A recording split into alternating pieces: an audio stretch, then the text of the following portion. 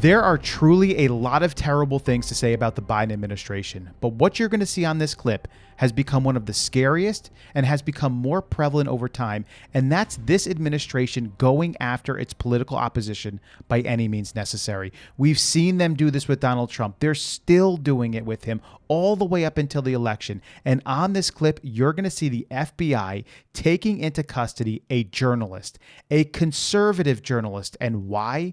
Because he was at the Capitol on January 6th. Now, I'm going to show you the clip of the FBI taking this guy into custody, but afterwards, we have the images of this journalist, Steve Baker, at the Capitol on January 6th, and you can make the decision for yourself if you think this guy deserves to be taken into custody and possibly locked up. They were looking for 10 months of prison for this guy. He now currently works for The Blaze, which is Glenn Beck's company, and of course, a very conservative news media organization. We don't see this sort of stuff in the United States of America. Journalists here have an incredible amount of rights to go into situations that you wouldn't normally be able to go in so that they can document and videotape. We even see it on the news where individuals will go into war zones as bombs are dropping.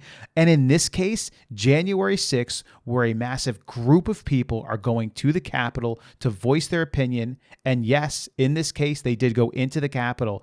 Does this guy have the right to be there, videotape it, and take documentation of it? And should he be taken into custody now by the Biden administration's FBI?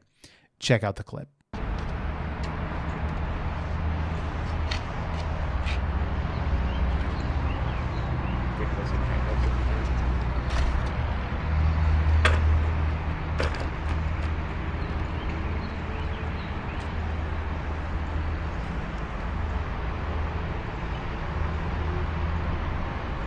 This is the only video I could find of the arrest. No one else were there. The FBI kept this completely secret. In fact, I don't even think they let Steve Baker know until Friday that this was going to happen because they were scared that they would be posting about it or revealing it. But like I told you, we have the images of Steve Baker at the Capitol on January 6th. This is the first. You can see Steve Baker walking amongst the crowd there. He's got his jacket on. He's got a hat on. He's got a large backpack on, probably carrying some of the equipment that he would be using to document the event. You can see there's other crowds of people in the forefront there. We have individuals who are talking. Some are laughing. We're not seeing anything crazy happening here. We're not seeing any criminal activity. It just seems like he's hanging out in the midst of the whole thing, and he's just sort of taking in the sights. Here's another image of this journalist, Steve Baker. You can see him in front of the guardrails there. He has his camera out. It might be a cell phone or another piece of equipment there. But of course, he's looking at the crowd as they're protesting there. He's videotaping this.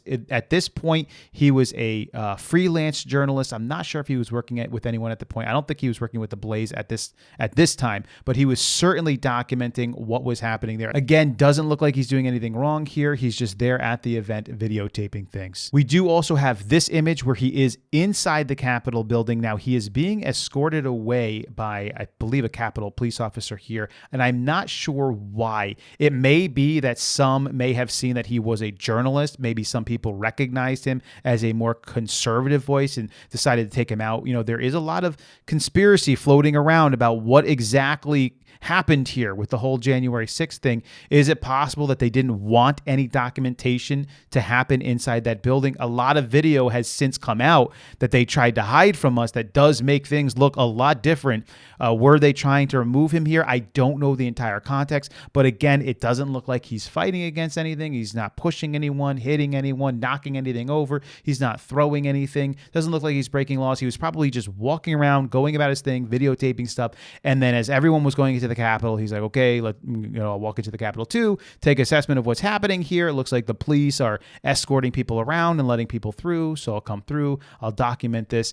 I couldn't find any images of this guy where it looked like he was engaging in criminal activity. The fact of the matter is he was a freelance journalist who was there on the grounds at January 6th, videoing and documenting the event, and now he has been arrested and taken under FBI custody. This simply does not happen in the United States of America, even when you don't agree with the opposition.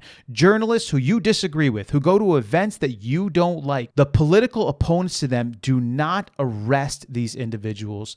But that is what we are seeing here. Now, I don't have all of the information. Is something going to come out that's going to show us that this guy was truly involved in something he shouldn't have been? Maybe. I don't know. But I can't find any of that anywhere. What do you think about this? Leave your comments below. I'll catch you on the next video.